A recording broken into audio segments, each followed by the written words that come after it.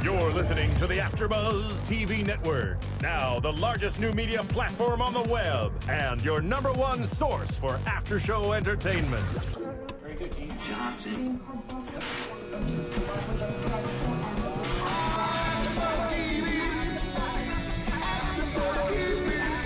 The AfterBuzz Studios in Los Angeles, California, presented by Maria Menounos and Bing.com, and streaming live thanks to Akamai Technologies. This is AfterBuzz TV's Project Runway After Show. We'll break down tonight's episode and get you all the latest news and gossip. And now, another post-game wrap-up show for your favorite TV show. It's AfterBuzz TV's Project Runway After Show. Hi everyone, Bing is for doing, and here at AfterBuzz TV, we're doing another Project Runway Season 12, Episode 6, Let's Go Glamping recap. I'm Alina, and this is my lovely co-host, Amanda Fields.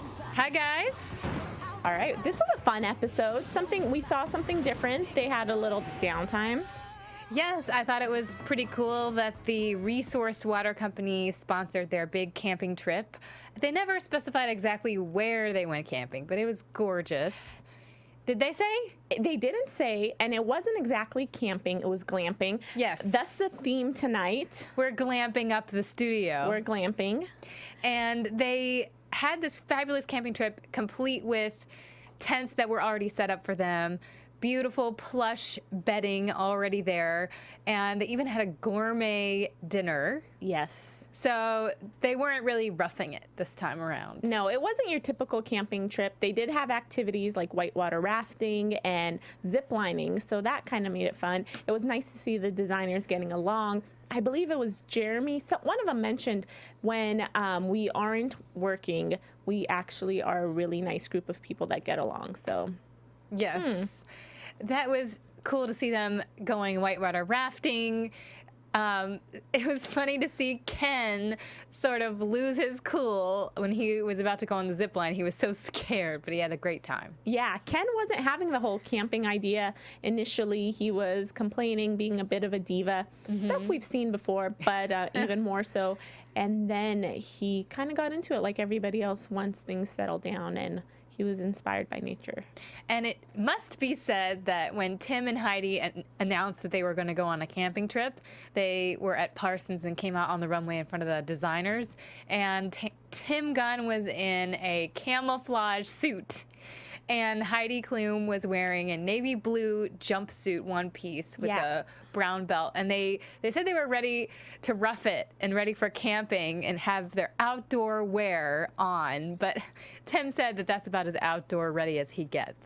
I don't know about you, but Heidi looked so good. It was like a utilitarian type of jumpsuit, but I mean, it was beautifully made. It looks very glamorous on her, of course, but I think it would look good on a lot of different women and a lot of different body types.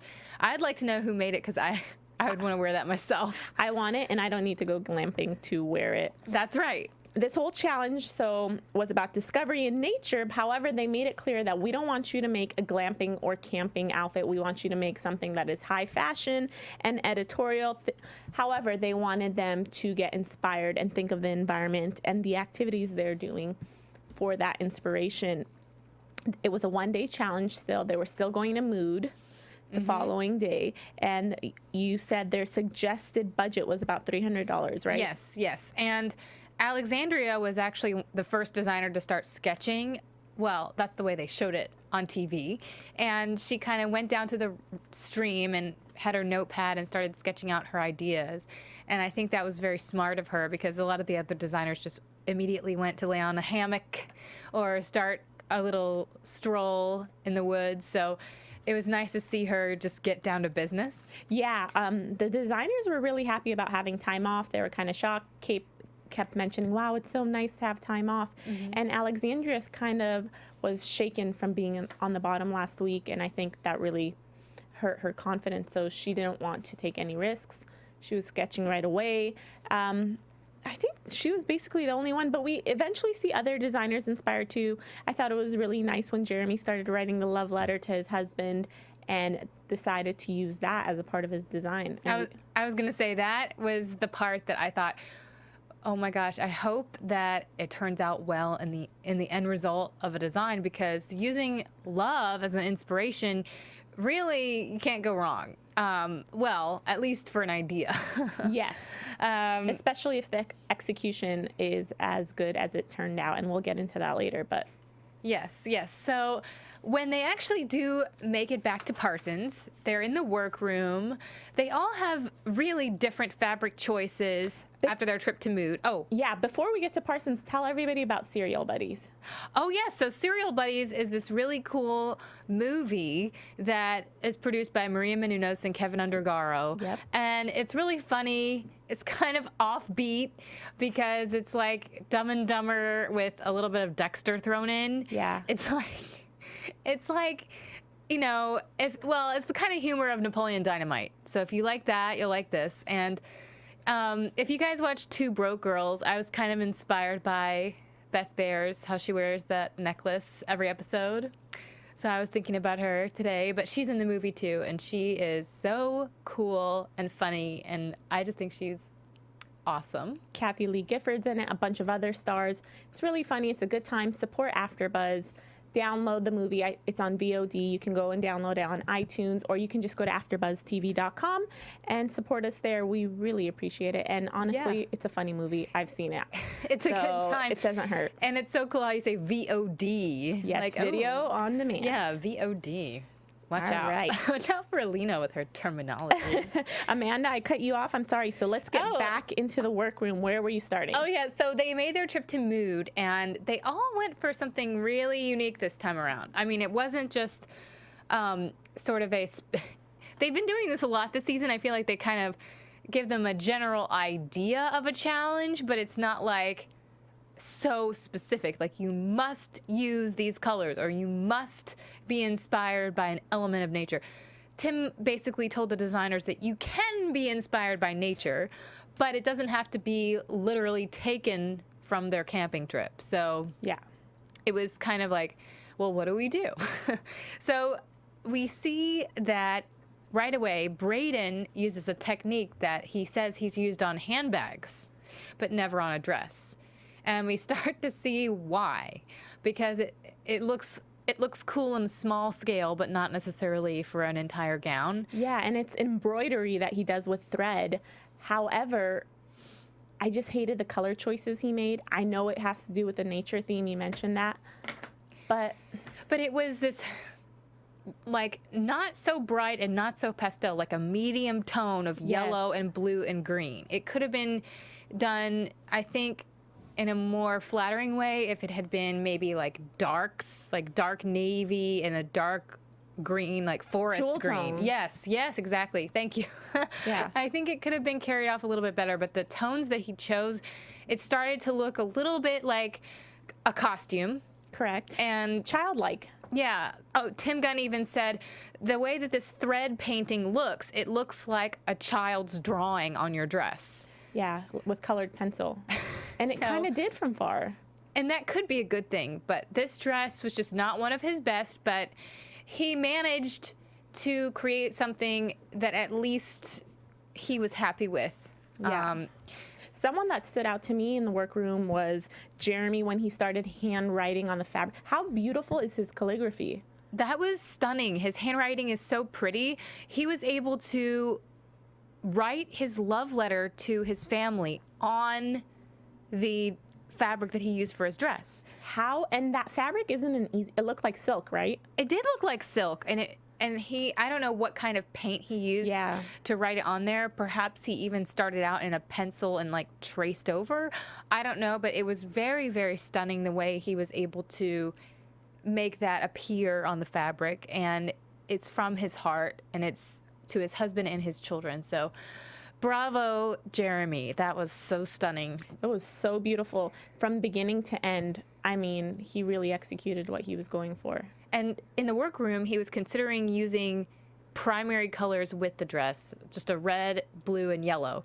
And Tim Gunn said something about that. What did he say exactly? I don't know, but I think he discouraged him, and I think he sometimes said it's the best thing to do is take Tim's advice, because I think it would have cheapened the look. it would have cheapened it. And I think he said something about it being the easy way out Yes. for a student designer. So I think Jeremy was smart to listen to Tim and not use those colors. Yeah, it looks so much more expensive in that does. black and white, or it almost looked gray because it was a faded black. It was beautiful. And instead of using the primary colors, he used a nude color with the panels with the writing. So it kind of so pretty. coordinated together. It did look like a love letter on the model. Karen, she used the billowy, it almost looked like canvas fabric. And from the beginning, I thought, you know what, this is boring. What was going through your head? Karen had an inspiration saying it was like her tent. And I'm like, do you really want to make a dress to look like a tent? I think that's the opposite of what women want to look like. Yeah. Usually. I don't know about you guys listening out there, but I do not want to look like a tent. I want to look feminine and pretty. And the model wearing it, though, she did look elegant in it somehow. She made it look like she was going to a party at the beach or something. But when it got down to the judging, which we can talk about more later, it was just too many different elements in one dress, and they couldn't decide if they were going to the beach or to the rodeo. It just wasn't flattering. And like you said, who wants to look like a tent? And on top of it, you can be inspired by so many things when you're out in nature. Literally, you're inspired by your tent.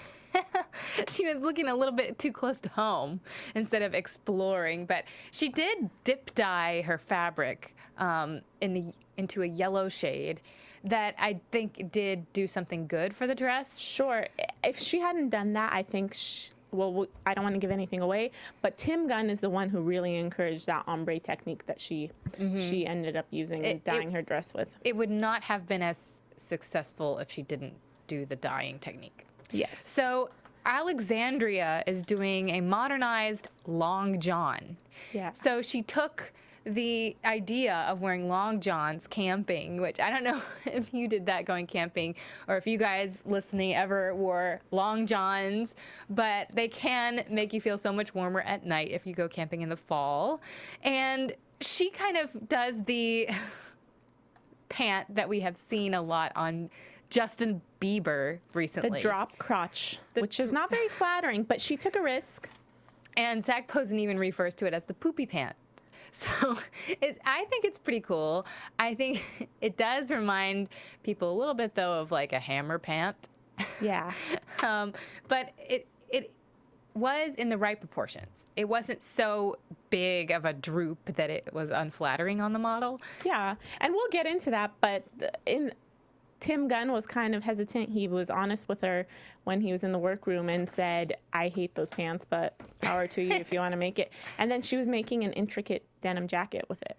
Yes, she made a denim jacket that she chose to create, that it almost had this gathered effect on the model's back. Yeah. It looked like she had taken different panels of the fabric and sewed it together, leaving this elegant drape of fabric down on the back that was very, very successful. And I thought it was really flattering and cool. And it could have gone so many different ways from the workroom to the runway.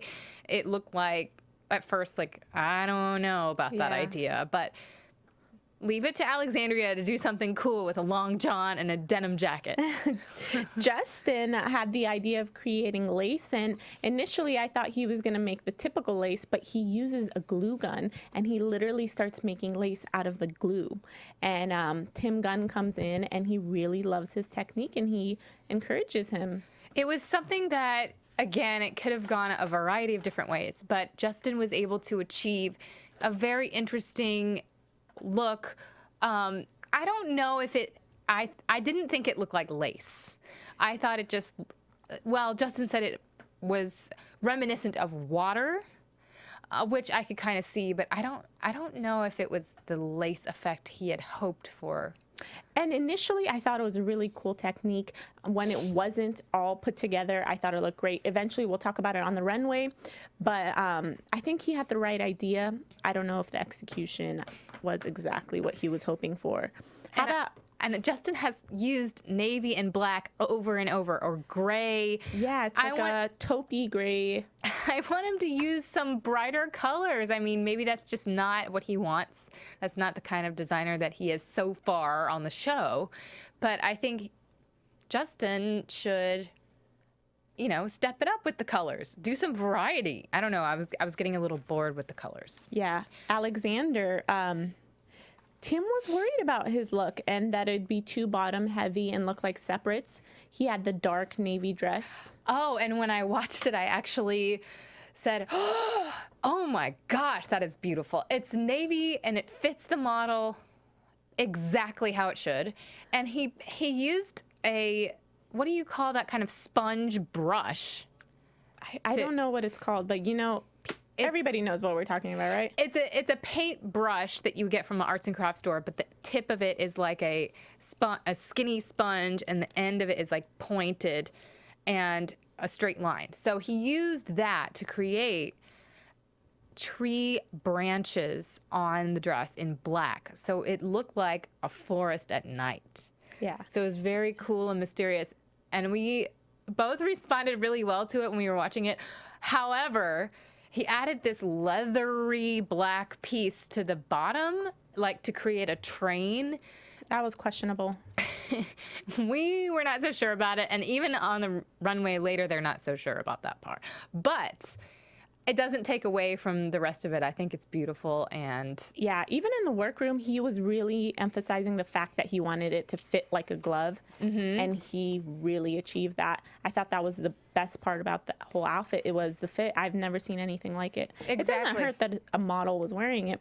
However, it's Project Runway. But to be a good designer, you do have to understand fit no matter what the body type is. Sure. So skinny or not so skinny. So, you guys found a picture of the paintbrush. Thank you.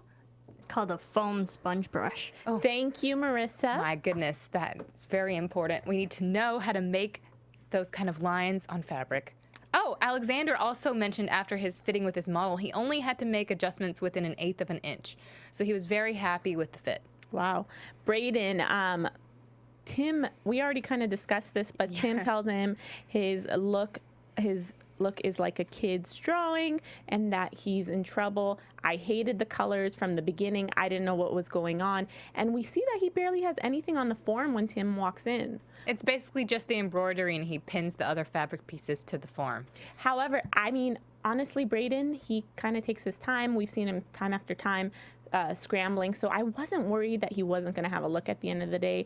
I didn't even think he'd necessarily be going home. I just wasn't so sure in the workroom. I just don't think it was one of his strongest pieces. He wasn't super confident about it to begin with. I think he sort of felt out of his element in the elements. Yeah. But I don't know. I didn't want to be so harsh on Braden because I really like him as a designer. I just kind of thought it looked circusy. Just like the circus was coming to town. Ken, he chose this wool fabric at Mood, and I just thought, it's cheap looking fabric. It looks like something you can buy from the department store. He ended up making a cocktail dress, and Tim was kind of curious about what he was going to do with this interesting collar that he was creating. So, Ken, boring. He found this fabric that just seemed like, okay, this looks like nature. It didn't feel like it came from an organic idea. No. Like, he didn't seem to have much of an idea at the campsite. He didn't seem to have much of a thought process with what he was going to make when he went into Mood. So the fabric was just black and green, and it was a boring fabric. And unless you were going to do something to manipulate it in some way, it just didn't have any sort of wow factor. And I just thought it was a lazy choice. It just kind of already looked sort of like a forest. But then he added the same fabric in white and black and the same fabric in red and black. So bad. And I don't know. I didn't think it was so bad. I just thought it was a little snooze fest. Just kind of boring. Kind of just like, okay, we've seen this dress already. I thought it was in bad taste. I don't know. Before we get to the runway, I wanted to talk about iTunes. We here at AfterBuzz are fans just like you guys. We do these shows because we love them and we need your support. We want to hear what you think about our shows. So comment, rate us on iTunes. Tell us what you think. Tweet us. Go on YouTube. Give us comments, feedback. We love it. Tell a friend. We're here to watch the shows just like you guys, and we want you to keep us going. Thank So, you for listening. Thank you so much. And we almost forgot about Miranda in the workroom. I must mention that her dress was inspired by a tree trunk with leaves coming out of it. Yes. And it was navy, and the color choice she used for the leaves was like a green and cream color. And I loved it so much. I thought it was going to be a winner or in the top 3. But, you know, sometimes the judges just don't agree with what I think. But I mean, it fit her model so perfectly. It was another really stunning fit. Yes. And there's a couple designers that they kind of left us curious about. They didn't really highlight them with the Tim critique or in the workroom too much. That would be, I think, Kate and Dom. We just kind of get to see what they made see later. what they were doing in the workroom. Yeah. But so let's get to the runway so we can discuss. Yes. All right. So the first look we see is Helen. We didn't see too much of her in the workroom either. Oh, that's right. She made a new dress. It was a tube top, long gown, and the skirt had this pleating. It was a chiffon fabric. I thought it was boring. I hate the color. It didn't Helen. work on the model. Another nude dress from Helen. I'm just gonna Forgettable, right? I'm gonna fall asleep with this fashion show from Helen. However, I thought it was executed much better than some of her past attempts at this sort of technique. And she actually was inspired by a moth that was dying on her camping trip. So even Fair though enough. she was inspired by a dying moth, it ended up being executed, I think, more successfully than her past efforts. But Brayden. when Braden's model came out, I said, oh no. It did not look like a dress that you would actually buy in a store. It looked kind of like a student dress. I thought it was ugly, unflattering, terrible colors. It's just a bad execution. Not what I expected from who you know. I think is one of the best designers there. Tell us So how you really feel. I gotta keep it real. Miranda, you already talked about the beautiful fit. Yes. I didn't love the bottom with the whole leaves. I thought it was too literal, and You I didn't didn't? like the colors. However, I thought the execution was beautiful and fit really well. And really, I think it is my favorite look from Miranda. So she's stepping up her game. She didn't do a pencil skirt. Yes, Yes, you're right. Miranda doing fabulously. So Ken's model comes out, and I thought it was a nice fit. I think, The fit was nice. but I thought, now this is one of those things that's neither here nor there. They didn't talk about it after the show, but I thought the armholes looked kind of uncomfortably high. They looked I like hate they were that. cut too high under the model's armpit. And the back, there was a nice looking zipper up the back, but then there was this like, I don't know, keyhole effect, but it was kind of a wonky keyhole back that was too big. So it was a little bit boring, and I think he just got a little lost in this challenge. It didn't look very one way or the other. Alexandria, she made the long john pants we talked about in white and the denim jacket. I really appreciated the jacket. I am not a fan of the pants. However, overall, the look, I respect that it was high fashion and she took a risk. And I don't know if any of you guys out there thought this, but I thought they were two cool pieces, but they didn't look like an outfit together. They did not look like something that someone would choose to wear at the same time. The jacket, however, was so stunning and so strong, it could go with even a little black dress. Yeah. It could go with black skinny jeans and some cool boots. But she had it with those long johns, with the the long drapey Drop crotch. long johns. So it was cool to see that, and I get how she was inspired to make that from the camping trip, but I don't know that it went together.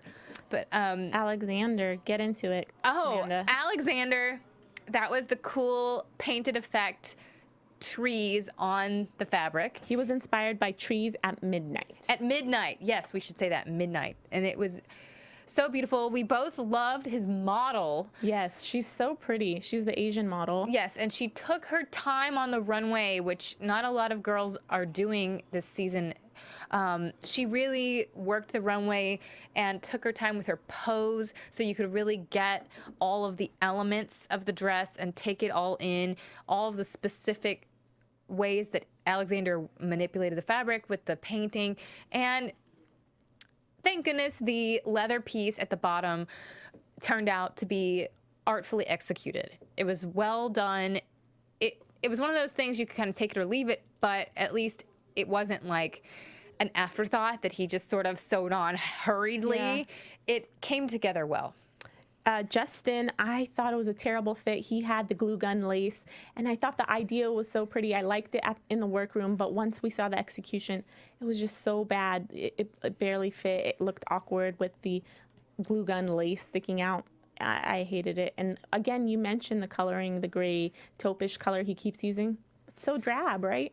It doesn't have to be drab, but when you see it week after week after week, and this is 6 episodes now, we've seen that color, and it's just not exciting to me after that many runways. But we also need to mention that even though he has this gorgeous, pretty blonde model who's skinny, his dress fit poorly, and he made her look bigger than she was. Yeah, terrible. No woman wants that. When there's a midsection of a dress that just sort of hangs there and doesn't fit the body, and it looks like it's supposed to be fitted, it just makes her body sort of get lost.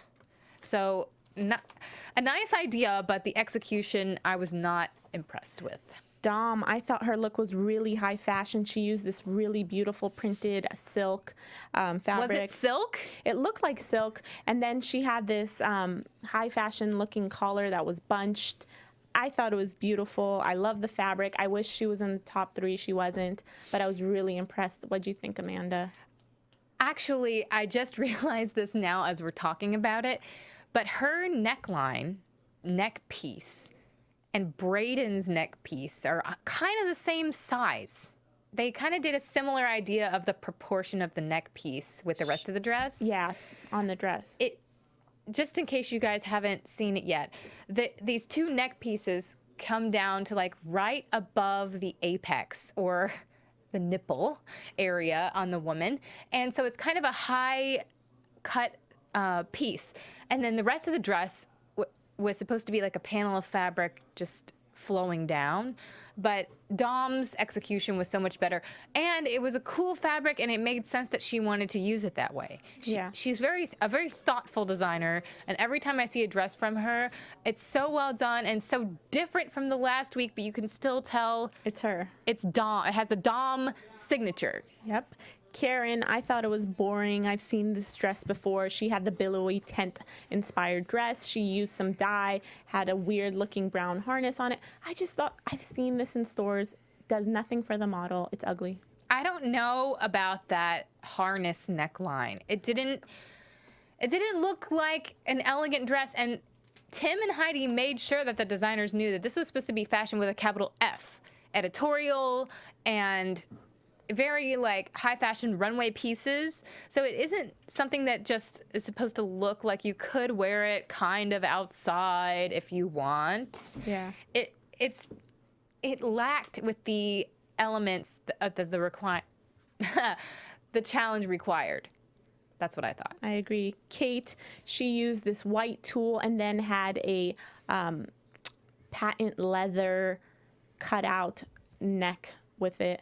I hated it in the workroom when they showed it for a second. I thought in the end, on the runway, it was cute, it was okay, and looked very high fashion. She took a risk. I like that. I wonder, I mean, we didn't really get to hear from her about the dress, but I wonder if it was sort of inspired by like a dandelion because it was so poofy. Mm-hmm. I know she's got a familiarity with that material, the tulle white material, since she does a lot of bridal designs. So I think she kind of uses that sort of as a go-to, but it was made very well. It was really pretty on the model, and I could tell the model really liked it. So that's a success in any respect. And Jeremy, let's get into Yes, Jeremy. his chic handwritten dress. It was silk gown. Yes. It had buttons down the side. And you mentioned the nude paneling that he used. I like that it wasn't all the handwriting. He broke it up with the nude paneling. It just looked really expensive, really well done. It fit well. It looked like something any woman would want to wear. And it was inspired by love. I mean, come on. Yes, and now they didn't cover this on the episode, but I just wanted to mention that the nude paneling that he selected was pretty sheer, and I don't know if he originally was going to use that fabric, so maybe this was just because he changed his mind that happened. But I think that you could see the model's underwear through the fabric. Well, we've seen that. We've seen that before. And it happens on high fashion runways, too. Sometimes they just don't wear underwear, though. Oh. Well, but thank goodness she had it on this time. Well, not on Project Runway. I'm talking about, like... Oh, yeah. A fashion show just in New York or Milan. Yes. But Jeremy did have a really good idea, and thank goodness he was able to use it effectively and actually create something out of it that isn't just, okay, he wrote a letter and it's on a dress. It could have just been very literal, but this way it was almost like, oh, I want to know more. What does that say? What is it about? So it was very, very cool to see him use his love as the inspiration, and it was so well made. Yes. Let's talk about the winner first. It was Alexandria this week. So I guess that early preparation really helped her. Yes. My vote was for Jeremy, but you have to give her respect because it was really well done and it was high fashion. So I see where the judges were going. And Alexandria did something that no one else did. Yes. She made two pieces that were very modern and very wearable for right now. Yet still high fashion. Still high fashion. And it was the most, I guess you could say, camp-inspired without being campy. And in the judging, the bottom three were Karen, Ken, and Justin. Yeah. And the top three were Jeremy, Alexander, and Alexandria. And so we see Justin go home, and there's not a dry eye. Even Heidi gets emotional. Justin's crying on the runway. He goes back into the the waiting area. All the designers gather, and Kate even tweeted, "Not a dry eye in the house." And we see Tim Gunn come in and give an emotional speech. And what does he do? He saves him. Yes, Tim Gunn uses his save for Justin, and I think that it was well deserved because even though there were some flaws in the design, he was using some techniques that we had never seen, at least on Project Runway before. And at least he took a risk. It wasn't something boring and easy that he got kicked off for. And Tim made it clear that it wasn't just because of his condition, that he's deaf in one ear, right? And no, he said, just because you're the sweetest contestant we've ever had. Yeah. But I kind of felt like that he wanted to say, it's not because of this that you have. Yeah. It's because you actually are very creative. And very talented. And I agree that he is talented and he does deserve a second chance because he is stepping outside of his comfort zone even before Tim came to the workroom to check on him and see what he was doing. So he was pushing the boundaries, and I think he does have potential. I can't wait to see what else he's going to make. I think he's talented as well. But let's get into some news, Amanda. I know you have a little bit of news for us. Yes, I do. AfterBuzz TV News. So Nina Garcia, as you all know, is the creative director of Marie Claire magazine, and she always covers New York Fashion Week at Lincoln Center. And this year, she's doing something a little different. She's going high tech. There's a new initiative with the Marie Claire website as well as all the social media from the magazine. It's called Be Nina. So at Fashion Week, she's going to cover all the shows with Google Glass. Ooh. And she's the first editor ever to cover New York Fashion Week like this.